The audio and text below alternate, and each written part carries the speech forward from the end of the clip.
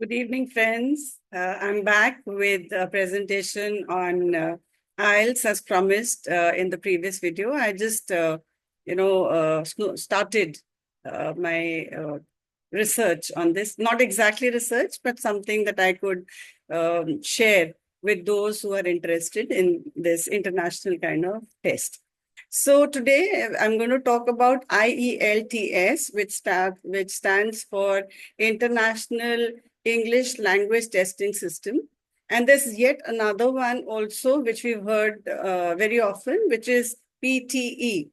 And PTE stands for Pearson Test in English. Now, both of them are almost the same. We can't say that one is better than the other. The choice lies entirely with the person who wants to take these tests. It's just that PTE is a little faster, it's computer based, but IELTS is more internationally accepted. So we are going to talk about IELTS today and how and why should we go about it. So without much further ado, I'll start off with the presentation, right? So as is usual, a big, hearty, warm welcome to Eloquent English Enterprise. It's so good to have a few new subscribers. My good wishes to you and my thanks. Ever so grateful to all of you for being a part of my family and my journey towards excellence. So here goes. Now, why should the need arise to appear for IELTS exam? Like who needs to apply for the IELTS exam? All right. So these are the few things that we need. I mean, these are the requisites that one needs to have if you want to. It's the other way around. If you have these needs, then you go for the IELTS exam. Like, for example, if you are willing to study abroad, if you wish to apply to universities or colleges in English-speaking countries, it's mandatory that you pass this exam with a very good score, which I'm going to discuss subsequently. If you're seeking to work or you're seeking employment in English-speaking environment or English-speaking countries, so you need to apply for IELTS. And also, if you wish to migrate, if you're applying for visas to English-speaking countries, then again, you have to mandatory requirement, you have to pass the IELTS exam. And the most important thing is that you need to be at least 16 years of age to take the test. Anyone younger is not allowed to appear for this test. Now, the key requirements for success in this exam. First one, there are no formal prerequisites to apply. Success in the IELTS exam hinges on your English language proficiency. You have to be very good in different aspects of English, speaking, written, your expression, everything, right?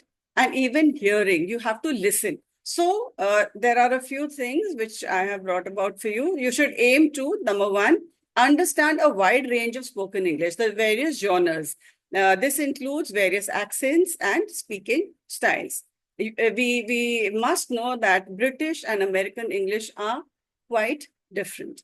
Okay, so but here when we apply or when we appear for the IELTS test, it's more for British English, right? So we must aim to understand a wide range of spoken English, the accents and speaking styles. Then we should also be able to comprehend complex written texts. Our vocabulary should be really good because in the test you will be made to analyze and interpret information from different sources. It could be something like a comprehension. All right. So you must be able to comprehend very complex written tests. So for that, you need to understand the language very well and you need to have a very good vocabulary. Number three, you must be able to communicate effectively in writing. So your written skills also need to be very good. And this involves producing clear, well-structured text for different purposes. It could be just anything that they may ask for. I'll deal with all of this in detail in the subsequent videos. Fourth, you must be very good in speaking. I mean, you must master the art of conversation. You should be fluent and also coherent. Coherence means not moving from one point to another. You must follow a certain line. So you'll need to express your ideas clearly and engage in good conversation, meaningful conversation. Now, 5 advantages of good preparation for the IELTS test. Number one is your test performance will be improved, because if you prepare consistently, your skills in all the 4 sections in which you will be tested will become better. That is listening, reading, writing, and speaking. So it is going to lead you to higher accuracy and confidence on the day of your test. Number 2, better time management. Time management is very important in any field of your life.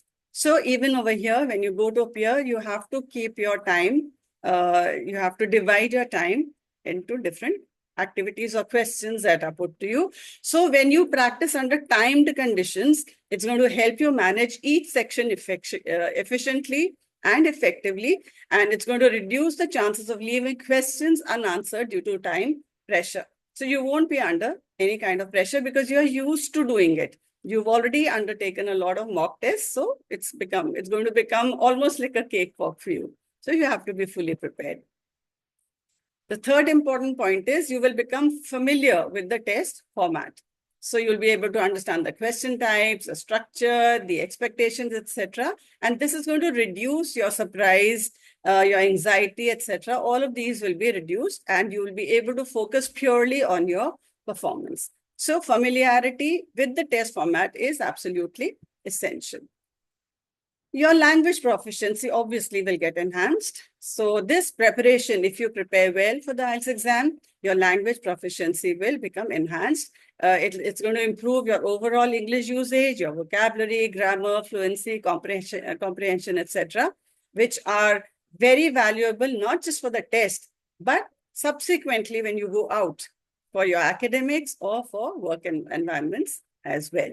So it's going to help you a lot even in future, not just for the test. Then, most importantly, your band score is going to get higher and better.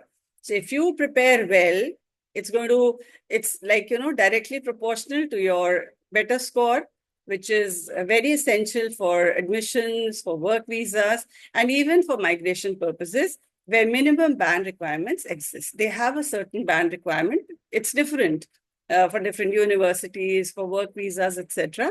So it depends. You have to at least score that much.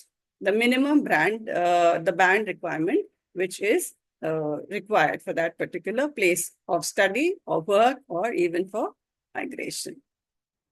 So now what is a good result in the IELTS test? We've spoken about a band result. So what are these bands? Let's discuss. IELTS scores are reported in bands from 1 to 9. All right. They are bands from 1 to 9. So let's see them in detail. Band 6 to 6.5 is acceptable by many colleges and general visa requirements. Some colleges and universities accept this low score also. Or maybe for general visa requirements, you're just going out to for a tour or something. So fine. Or for a short period of time. So band 6 to 6.5 is good enough. Band 7 to 8 is considered good to excellent, very good to excellent. This is ideal for most universities, skilled migration or professional registration. This is good enough. I mean, people usually aim at 8, so they get something like 7.1, 7.2. So the aim of all of your tests which you take up for IELTS, they should be thought about, or you should focus on getting at least 8.0. Band 8.5 to 9 is really, really an expert kind of a level. It's near native. You're almost there, like the native people in, say, Britain.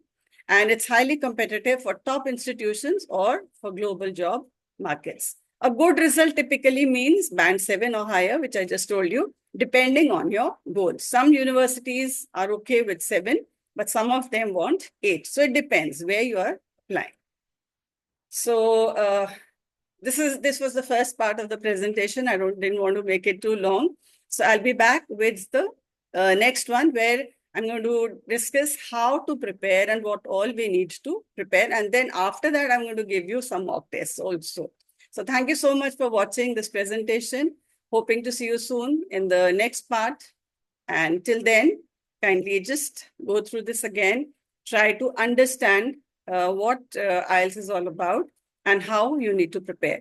Anything is under your belt if you prepare for it well. So if we wish to clear this with a very good band score, let's just sort of, make up our minds. And when we do that, it's going to become a whole lot easier. So I'll be back soon. Till then, it's me signing off. And God bless. Godspeed. Take care. Bye-bye.